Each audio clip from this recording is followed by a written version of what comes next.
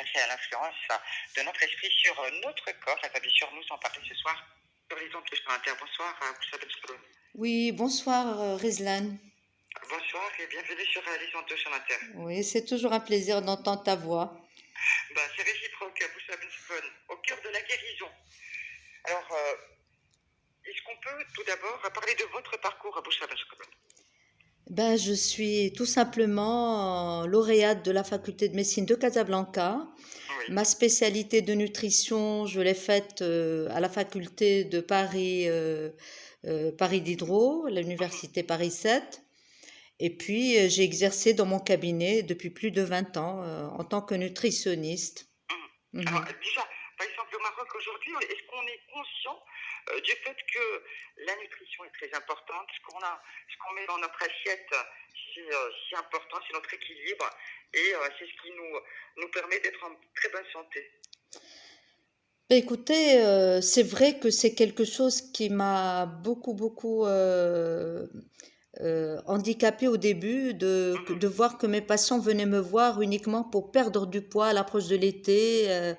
l'approche du mariage, pour se faire belle, croyant que uniquement que le problème de nutrition était se limiter au paraître. Oui. Mais aujourd'hui, et vu la situation et ce qu'on a vécu avec le Covid, Mhm. je pense que la plupart des gens se sont rendus compte que la nutrition était la base de la santé et de l'immunité. Je vois qu'aujourd'hui, il y a un engouement et un intérêt particulièrement à ce qu'on mange à ma grande satisfaction. Très bien. Voilà. Alors, dans ce livre, vous dévoilez une vision nouvelle de ce que sera probablement la médecine de demain, avec une approche globale. Corps-esprit est basée sur une alliance médecin-malade pour comprendre la maladie et rétablir ainsi les voies d'auto-guérison. Est-ce que c'est possible, Boussa Benskola? Non seulement c'est possible, mais c'est fondamental. Mhm. Dans Parce quel sens? que c'est fondamental parce que le corps et l'esprit sont très liés et on ne peut pas les dissocier. On peut être fatigué, on peut manquer par exemple de fer et on est fatigué, comme on peut être fatigué parce que réellement nous avons une pensée qui nous taraude l'esprit et qui nous fatigue et donc probablement le corps aussi en est affecté. Donc il y a une liaison entre le corps et l'esprit. On peut être malade réellement quand on pense et on a des croyances qui nous fatiguent. Donc, et aussi, on peut être malade aussi parce que nous avons une alimentation qui est déséquilibrée. Donc, cette liaison, les gens, en général, la médecine allopathique, la médecine d'aujourd'hui, c'est une médecine qui ne fait pas du tout cette liaison devant le patient. Donc, très souvent, on traite d'une manière séquentielle ces mots.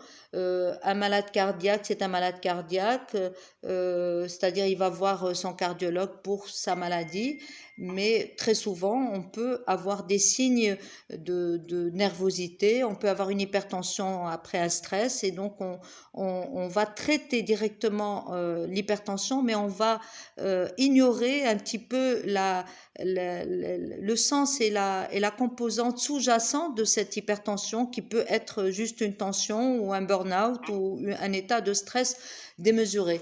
Donc aujourd'hui, on est obligé de faire allusion à ça en prévention. C'est-à-dire que bien sûr, quand la maladie elle est là, quand l'organicité elle se fait, évidemment on a besoin d'un spécialiste en cardiologie pour traiter cela, mais en amont de la maladie. Et c'est là où cette médecine aujourd'hui est très importante. Cette approche de la médecine est différente. C'est qu'il fait participer le patient lui-même dans sa maladie. Il prend conscience lui-même de son alimentation, de son hygiène de vie, de son état émotionnel. Et très souvent, quand on est en alignement dans ces choses-là, automatiquement, nous prévenons la majeure partie des malades. Voilà. Très bien. Et vice-versa, c'est-à-dire quand on a une alimentation déséquilibrée, on n'est pas bien, on est peut-être stressé, on est fatigué, on est asthénique, etc. Et puis vice-versa, c'est-à-dire que Alors, dans ce livre, est-ce que vous répondez à cette question? Comment les émotions négatives et positives impactent la santé? Ben, écoutez, le livre n'est pas, il est exactement un moyen de se Mhm. découvrir, de faire un voyage à l'intérieur de nous-mêmes et de soi et de comprendre qu'est-ce qui se passe réellement dans nos corps. Parce que nous avons un corps physique réellement, ça on le Mhm. sait, mais nous avons d'autres corps qui sont subtils, qu'on ne perçoit pas directement, nos émotions, nos pensées, On nos n'écoute pas notre croyances. corps? On On n'écoute n'écoute pas pas. notre corps? Et justement, très souvent, les gens disent, oui, il était bien et tout subitement, il est tombé malade. Non, il y a des signes que le corps émet, parce qu'en fait, la maladie n'est qu'une expression de ce que nous n'avons pas bien vu et mis en conscience. Euh, Très souvent, c'est-à-dire que c'est vrai que quand on est malade, on peut être pas bien, donc l'inverse est aussi possible. Mais très souvent, c'est notre hygiène de vie. Vous savez que 70% de nos maladies aujourd'hui, les maladies aujourd'hui dites de civilisation, qui sont l'hypertension, le diabète, les Mhm. maladies auto-immunes, les cancers, ces maladies, 70% font 70% de nos maladies et qui sont directement liées à notre hygiène de vie, notre mode de vie. Donc c'est très lié. Donc la bonne nouvelle, c'est que c'est en notre possession justement de renverser la situation et d'agir au premier signe. C'est-à-dire très souvent, je vois des gens qui font des palpitations d'anxiété et qui sont souvent traités avec des traitements sérieux de cardiologie, des bêta-bloquants pour bloquer ça. Alors que en fait, il faut écouter pourquoi on fait ces palpitations, qu'est-ce qui se passe, qu'est-ce qu'on peut remédier déjà sur un autre plan avant d'arriver à agir directement sur l'organe, parce que l'organe est très lié à nos pensées, c'est-à-dire que nous pouvons mal digérer parce que nous avons mal digéré réellement une situation. Nous pouvons aussi mal digérer parce que nous avons mangé quelque chose de mauvais. Donc il y a les deux. Et cette écoute profonde de nous-mêmes nous ramène à passer et à remédier à beaucoup de petits maux avant qu'ils deviennent des vraies maladies. Et la bonne nouvelle aussi, ce que j'annonce dans le livre, Oui. c'est que nous avons une capacité, notre corps a des capacités extraordinaires d'autorégénération, d'auto-guérison, de remettre les choses à leur... et ne pas attendre juste uniquement le miracle d'un comprimé, d'un médicament qui va réellement résoudre la situation. Parfois aussi, nous devons faire ce que nous devons faire en amont des maladies. En amont, moi je parle de la prévention avant que s'installe la maladie. Et c'est là le secret justement de la santé. Et donc dans ce livre, je parle de la santé, je ne parle pas de la maladie. Et c'est très important. Et aujourd'hui, nous sommes responsables de notre santé, donc nous pouvons être artisans de notre santé, artisans et aide à notre médecin, c'est-à-dire le médecin et le patient, il y a une relation entre les deux pour que le patient puisse jouir d'une bonne santé dans le futur. Parce que c'est très important. Alors, peut-on considérer votre livre, vous serez comme un guide qu'on peut consulter tous les jours? Moi, je dirais que c'est pas seulement un livre, Hein? c'est aussi un moyen de... Alors j'ai dit non, juste pour rappeler, j'ai dit, est-ce qu'on peut le considérer comme un guide? Ah, comme un guide, pardon, bien sûr, comme un guide. Mhm. Et donc, non seulement comme un guide, mais aussi comme un moyen justement de se réconcilier avec soi, de se comprendre, de Mhm. comprendre ce qui se passe en soi et de réaliser que nous sommes corps et esprit et qu'il y a une interaction continue entre ces deux.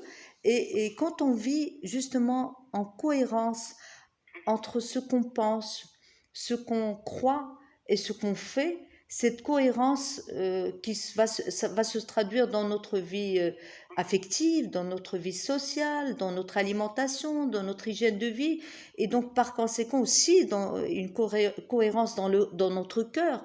Et parce que je suis sûre, et ça a été prouvé scientifiquement, que le cœur était le siège de toutes les informations qui arrivent à tout le corps. Et donc, c'est le siège de toute guérison. Donc, quand on est dans cet alignement et dans cette cohérence, automatiquement, tout s'harmonise dans le cœur et dans le corps.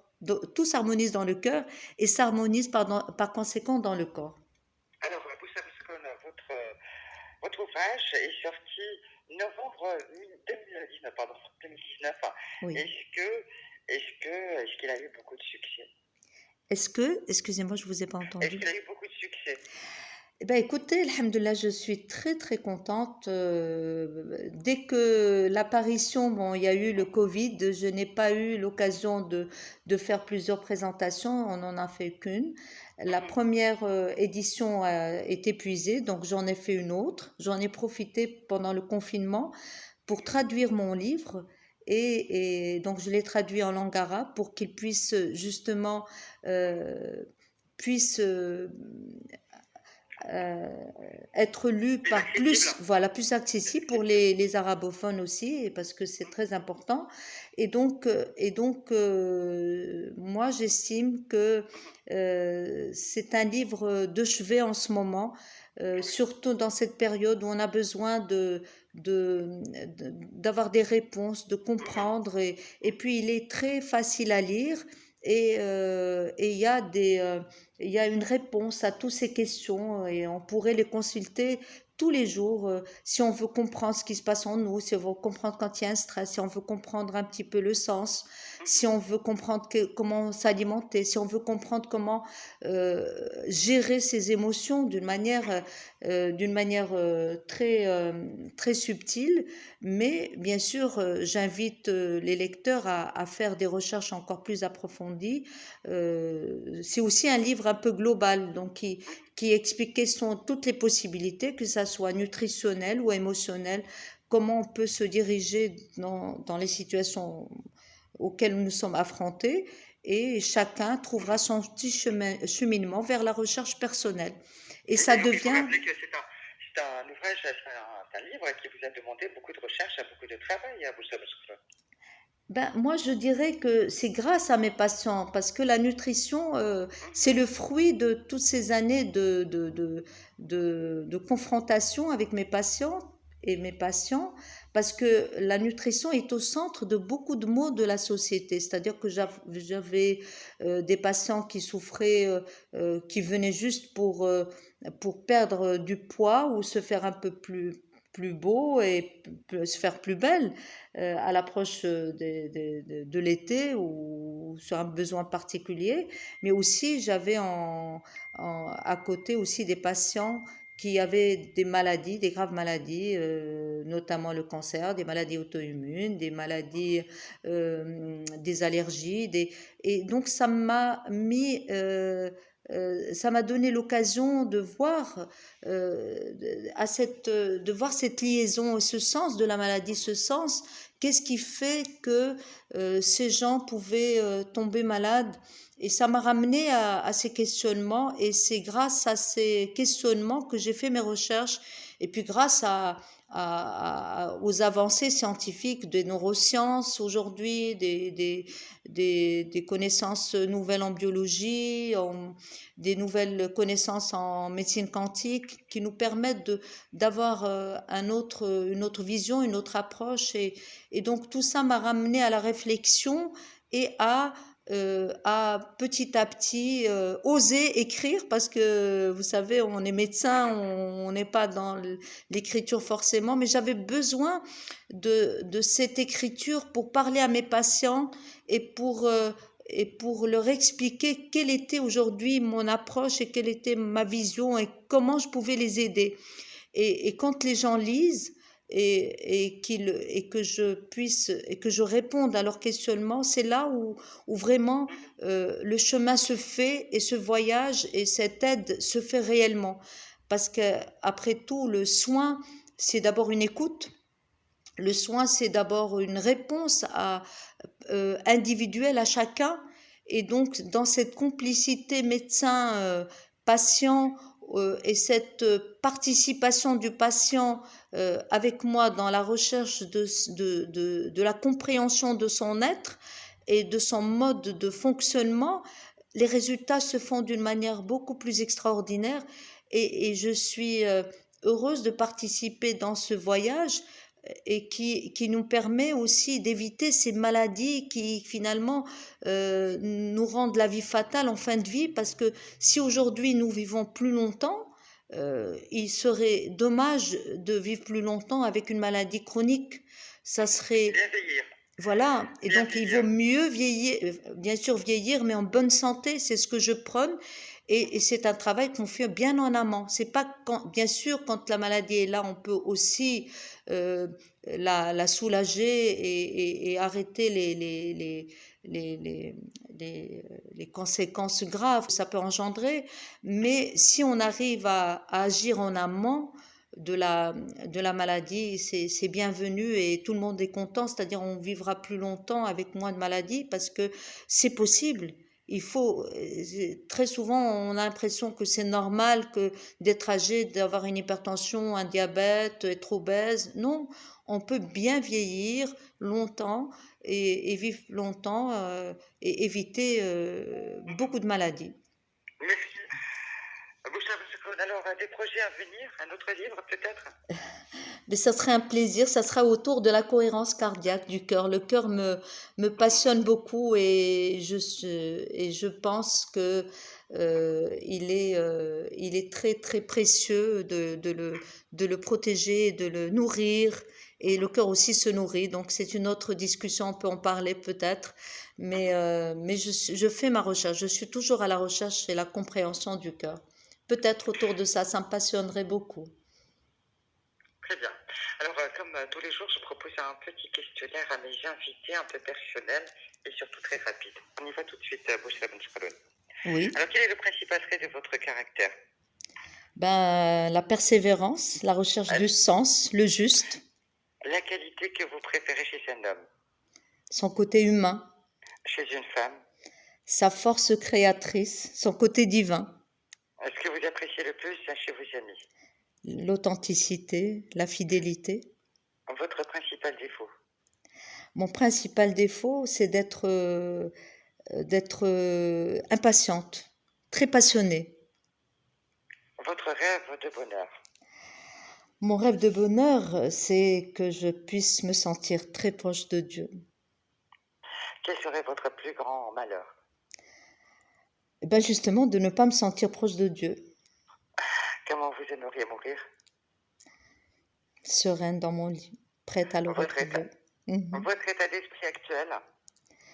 Eh ben, en quête d'amour inconditionnel. Et votre devise dans la vie? Tout ce qui arrive est pour notre bien. Tout est parfait. Merci Bouchra Benchikroun. Merci de partager avec nous ce soir votre parcours et bien sûr votre premier livre, Au cœur de la guérison.